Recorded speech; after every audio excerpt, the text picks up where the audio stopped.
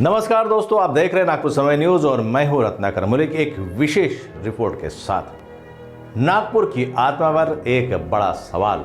वो नदी जो कभी शहर की पहचान थी अब बन गई है भ्रष्टाचार और लापरवाही की मिसाल। नाग नदी को लेकर जो खुलासा हुआ है वो सिर्फ एक पर्यावरणीय चिंता नहीं बल्कि प्रशासनिक चूक और तथ्यों की अनदेखी का सबसे बड़ा उदाहरण बन चुका है। जी हां, केंद्रीय प्रदूषण नियंत्रण बोर्ड यानी सीपीसीबी ने हाल ही में नाग नदी को देश भर की प्रदूषित नदियों की सूची से बाहर कर दिया है। लेकिन सवाल उठता है, आखिर किस आधार पर?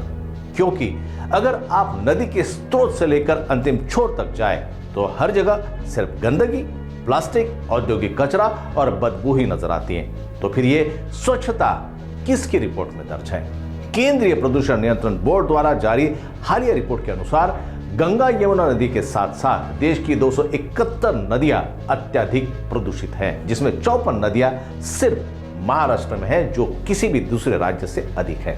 लेकिन आश्चर्य की बात यह है कि इन प्रदूषित नदियों में नागपुर की नाग नदी का उल्लेख नहीं है। इसका मतलब है कि कागजी तौर पर ही सही, नाग नदी अब स्वच्छ नदियों की श्रेणी में आ गई है। स्थानीय पर्यावरणविदों और सामाजिक कार्यकर्ताओं का आरोप है यह फैसला जमीनी सच्चाई नहीं, कागजी आंकड़ों पर लिया गया है।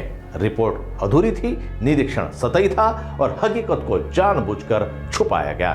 नाग नदी को साफ बताना नागपुर की जनता की आंखों पर पट्टी बांधने जैसा है।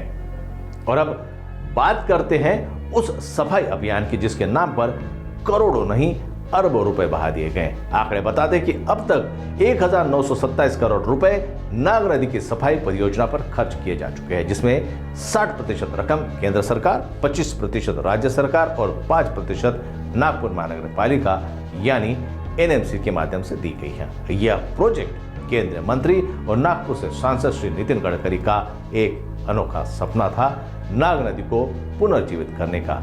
लेकिन हकीकत में यह सपना शायद किसी धुन में ही खो गया है। इतनी बड़ी रकम खर्च करने के बावजूद जमीनी हकीकत यह है कि नदी की हालत जस की तस बनी हुई है। आज भी नाग नदी में नालों का गंदा पानी, औद्योगिक अपशिष्ट और रासायनिक पदार्थ खुलेआम बह रहे हैं। रिपोर्ट में कहा गया था कि नदी के किनारे कई एसटीपी प्लांट लगाए जाएंगे ताकि गंदे पानी को पहले साफ किया जा सके। लेकिन सच्चाई यह है कि पूरे नदी के मार्ग पर एक भी सक्रिय एसटीपी प्लांट मौजूद ही नहीं है। नदी किनारे बसे इलाकों में बदबू, मच्छरों का आतंक और बीमारियों का खतरा बढ़ता जा रहा है। स्थानीय लोग अब ये पूछ रहे हैं कि जब अरबों रुपए खर्च हुए तो नदी साफ क्यों नहीं हुई? कहां गई वो रकम और किसके जेब में बह गया नाग नदी की सफाई का वो पैसा? नाग नदी की सफाई सिर्फ एक पर्यावरणीय प्रोजेक्ट नहीं था, यह नागपुर की आत्मा को पुनर्जीवित करने का सपना था। लेकिन आज ये सपना सिसकियों में बदल गया है। नागपुर की जनता अब बयान नहीं, नतीजे चाहती है। कागजों पर नहीं, नदी में बहते पानी में बदलाव दिखाना चाहती है। क्योंकि नदी की सफाई फाइलों से नहीं होती, ईमानदारी से होती है, जो सबको अपनी साधारण सी नजरों से भी दिखाई देती है। नागपुर के नाग नदी सफाई अभियान के सच्चाई को उजागर करती है विशेष रिपोर्ट। इसमें फिलहाल इतना ही। मैं रत्नाकर मलिक लेता हूं इजाजत। अपना ख्याल रखिए, अपनों का ध्यान रखिए और देखते रहिए नागपुर समय न्यूज।